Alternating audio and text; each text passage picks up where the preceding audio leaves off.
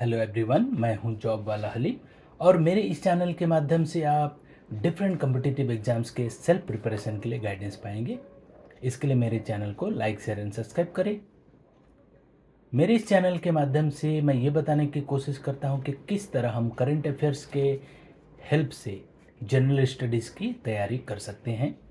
कोई भी current affairs को लेकर उसके बैकग्राउंड में और उसका जो क्या उसका इम्पोर्टेंस है और क्या हो रहा है, अगर हम गेस कर सकें कि क्या क्या प्रोबेबल क्वेश्चन हो सकते हैं तो हम किसी भी एग्ज़ाम के लिए पूरी तरह से तैयार हैं।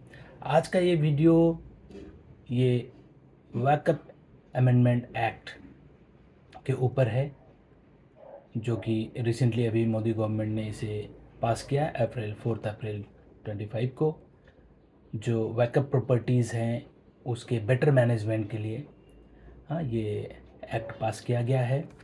तो इससे क्या क्या प्रोबेबल क्वेश्चंस आ सकते हैं, हमें वही गेस करना है। तो सबसे पहले ये वर्ड जो वैकअप WAQF, इसका मीनिंग क्या है? ये एक अरबिक वर्ड है।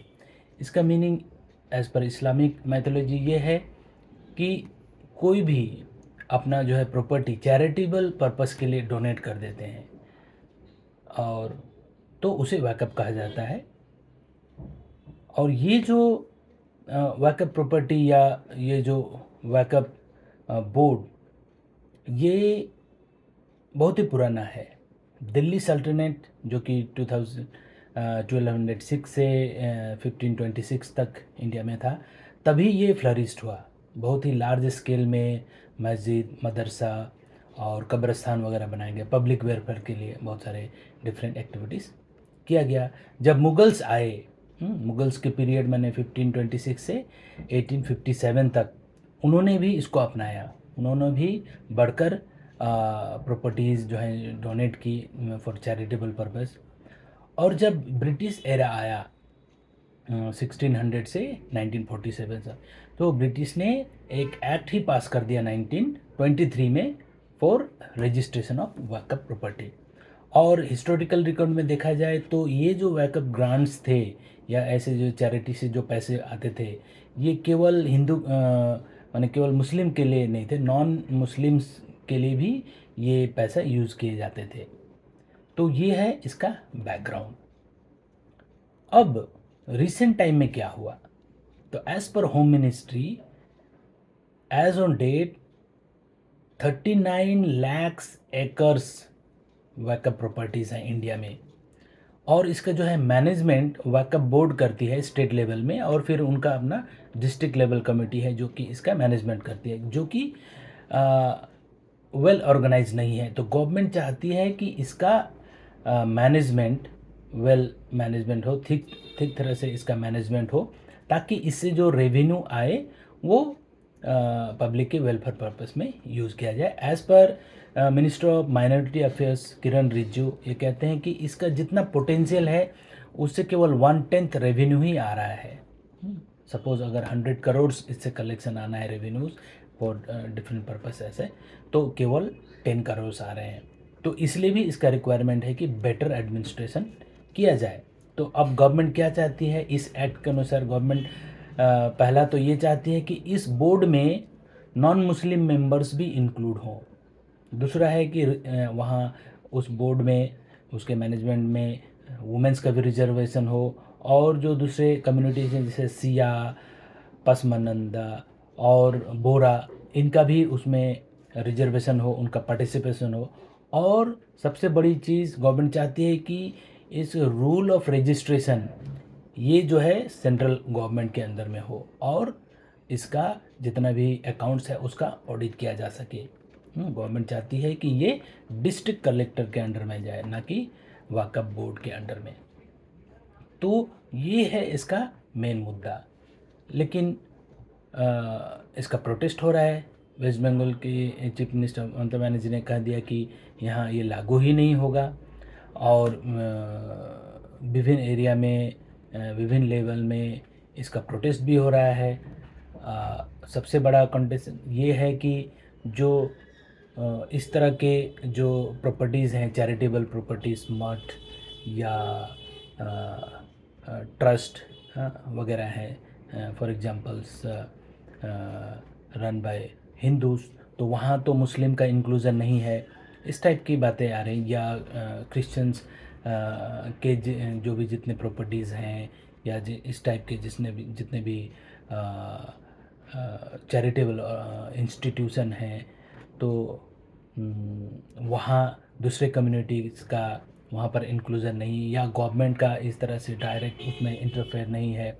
इस सब में तो बहुत सारे ऐसे वाद विवाद चल रही हैं। और लेकिन फैक्ट ये है कि ये वक़्फ़ अमेंडमेंट एक्ट पास हो चुकी है, और ये लोकसभा राज्यसभा में पास हो चुकी है, जो कि इंडियन कॉन्स्टिट्यूशन का हाईएस्ट लॉ मेकिंग बॉडी है। तो अब ये आस्ते आस्ते ये इम्प्लीमेंटेशन होगा।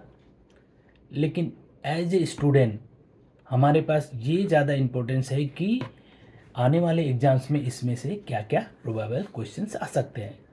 तो रिवाइंड करें तो सबसे पहले वाकफ, ये शब्द अरेबिक शब्द है। इसका मतलब वही है कि जब कोई चैरिटेबल पर्पस में अपना कोई एसेट जो है डोनेट करते हैं तो उसे वाकफ कहा जाता है। इंडिया में इसका जितने जो भी वाकफ प्रॉपर्टीज़ हैं, लैंड्स और बिल्डिंग्स वगैरह भी हैं, है ना, ये लगभग 39 लाख एकर्स हैं। इसका मैनेजमेंट वाकफ बोर्ड करती है स्टेट लेवल में, फिर उनका अपना डिस्ट्रिक्ट लेवल है। लेकिन इसका मैनेजमेंट उतना वेल ऑर्गेनाइज नहीं है, इसीलिए गवर्नमेंट चाहती है कि इसका मैनेजमेंट जो है उसको बेटर एडमिनिस्ट्रेशन किया जाए, ताकि इससे जो पोटेंशियल रेवेन्यू आ सकता है वो आ सके। As per ministry of minority affairs, इसका जो पोटेंशियल है उसका केवल 1/10 रेवेन्यू ही अभी कलेक्शन होता है। और अगर हम बैकग्राउंड में जाएं तो ये जो वैकअप प्रॉपर्टीज़ या ये जो वैकअप जो भी ये जो फ्लरिश हुआ ड्यूरिंग दिल्ली सल्तनत पीरियड। दिल्ली सल्तनत पीरियड हम लोग जानते हैं 1206 से 1526।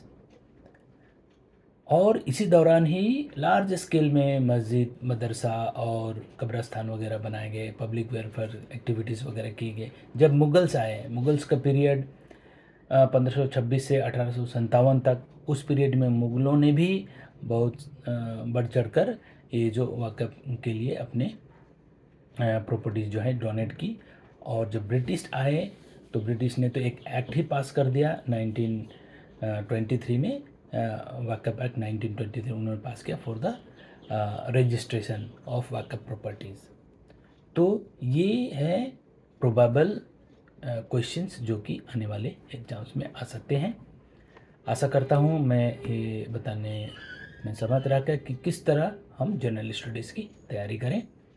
अगर आप लोगों को मेरा ये इनिशिएटिव अच्छा लग रहा है तो मेरे चैनल को ज़रूर सब्सक्राइब करें और शेयर कर दें।